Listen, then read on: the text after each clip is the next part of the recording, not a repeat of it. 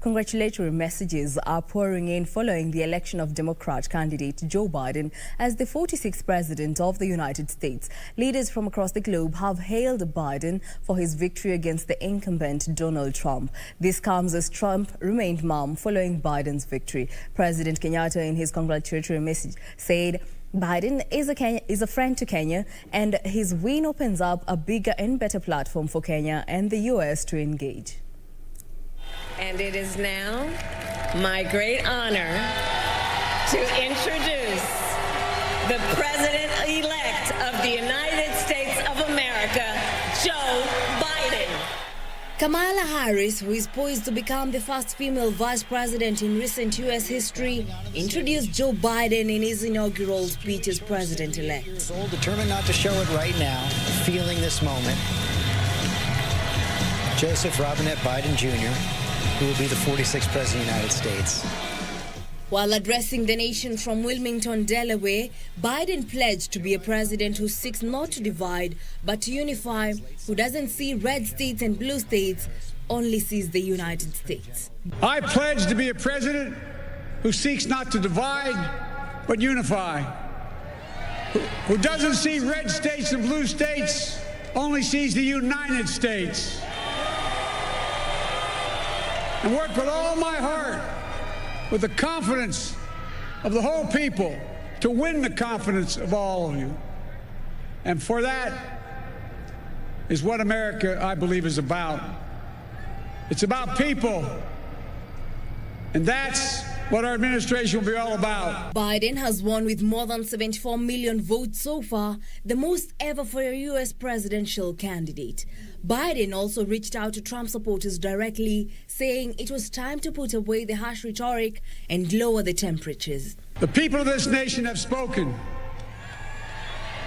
They've delivered us a clear victory, a convincing victory, a victory for we the people. We've won with the most votes ever cast for a presidential ticket in the history of the nation. 74 million. The president-elect announced that he would form a coronavirus response committee to ensure it is ready to implement decisions from his inauguration day in January.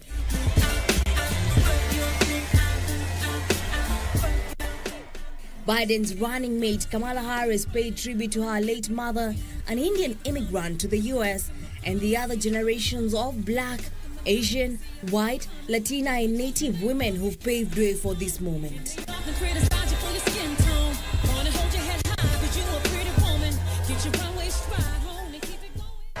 When she came here from India at the age of 19, she maybe didn't quite imagine this moment.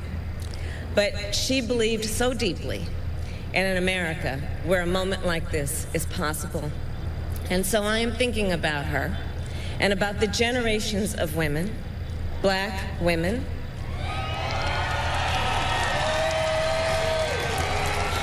Asian, White, Latina, Native American women, who throughout our nation's history have paved the way for this moment tonight. Leaders from across the globe have since sent congratulatory messages to Joe Biden following his election. President Uhuru Kenyatta, in his congratulatory message, termed Biden's win as a demonstration of Americans' confidence in the leadership credentials of the former vice president, saying he was a friend of Kenya and his win will serve to strengthen the ties between the two countries. Former Prime Minister Raila Odinga congratulated Biden, saying he looks forward to joining hands to address global challenges like the coronavirus pandemic, slowed economies, democracy and climate change. French President Emmanuel Macron stated Americans have chosen their president, saying they have a lot to do to overcome various challenges. Canadian Prime Minister Justin Trudeau tweeted he was looking forward to working together and building both nations. UK Prime Minister Boris Johnson sent his congratulatory message to Biden and Kamala. Tsai Ing-wen, the president of Taiwan, congratulated Biden and Harris on their win, saying the values on which they have built their relationship could not be stronger, adding she looks forward to working together. This is what we needed. This is what we've been waiting for. It's a day of celebration. The sun is shining for us. Spontaneous celebrations erupted in major cities after media outlets announced Biden's victory.